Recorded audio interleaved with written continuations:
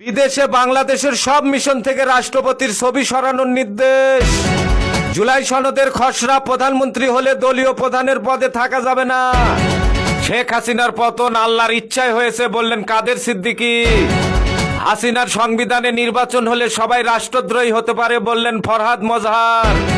দেশে আরেকটা বিপ্লব হতে পারে বললেন রেজা কিবরিয়া। দেলোয়ার হোসেন সাইদির রায়ে মিষ্টি বিতরণকারী আওয়ামী লীগ নেতাকে মিষ্টি খাইয়ে গণপিটুনি দিয়ে পুলিশে দিলেন। নির্বাচিত সরকার ছাড়া $1 বিনিয়োগ আসবে না বললেন বরকতুল্লাহ বুলু। আগামী সংসদ নির্বাচন পিআর পদ্ধতিতে হবে বললেন জামাতের সেক্রেটারি। ছাত্র দলের কোনো টর্চার সেল নেই, মুফতি ফয়জুল করিম প্রোপাগান্ডা ছড়াচ্ছে বললেন ছাত্রদল। আমরা গণ অভ্যুত্থানকে হাতে ধরে মেরে ফেলেছি বললেন সামান্তা শারমিন।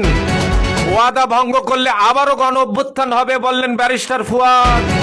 চট্টগ্রামে পুলিশের উপর হামলার প্রধান আসামি শাকিল গ্রেপ্তার। সাবেক আইজিপি আব্দুল্লাহ আল মামুন ট্রাইব্যুনালে। সাবেক প্রধান বিচারপতি খায়রুল হকের মামলা বাতিল, জামিন শুনানি 26 অক্টোবর। ভারতের সঙ্গে বাণিজ্য আলোচনা বাতিল করল যুক্তরাষ্ট্র। রাজশাহীতে সেনাবাহিনীর অভিযানের ঘটনায় পুলিশের মামলা চাওয়া হবে রিমান্ড। রাজধানীতে কিলার বাবু গণপিটুনিতে নিহত। আশুলিয়ায় পোশাক কারখানায় ভাঙচুর ও অগ্নিসংযোগ, গ্রেপ্তার 2। জিকে শামীমের খালাসের রায় স্থগিত চেয়ে রাষ্ট্রপক্ষের আবেদন।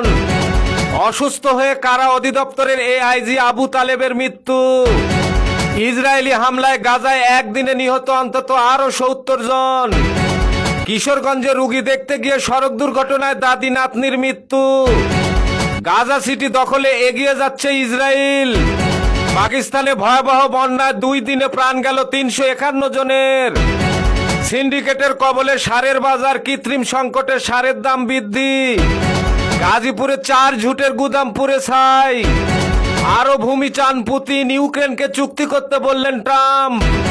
চুয়াডাঙ্গায় 1 বছরে বিয়ে 8000, বিচ্ছেদ 5500।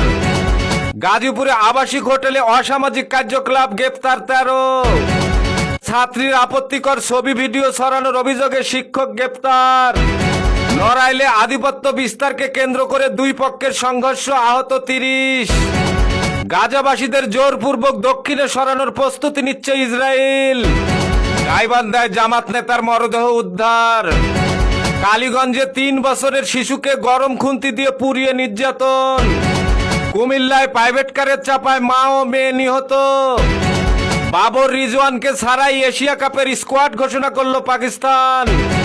মারোকার জালে 3 গোল দিয়ে উড়ন্ত শুরু বার্সেলোনার। অভিষেক ম্যাচেই ব্রায়ানকে শিরোপা জেতালেন দিয়াজ। যুক্তরাষ্ট্রে ধেয়ে আসছে মহাশক্তিশালী ঘূর্ণিঝড় অ্যারিন।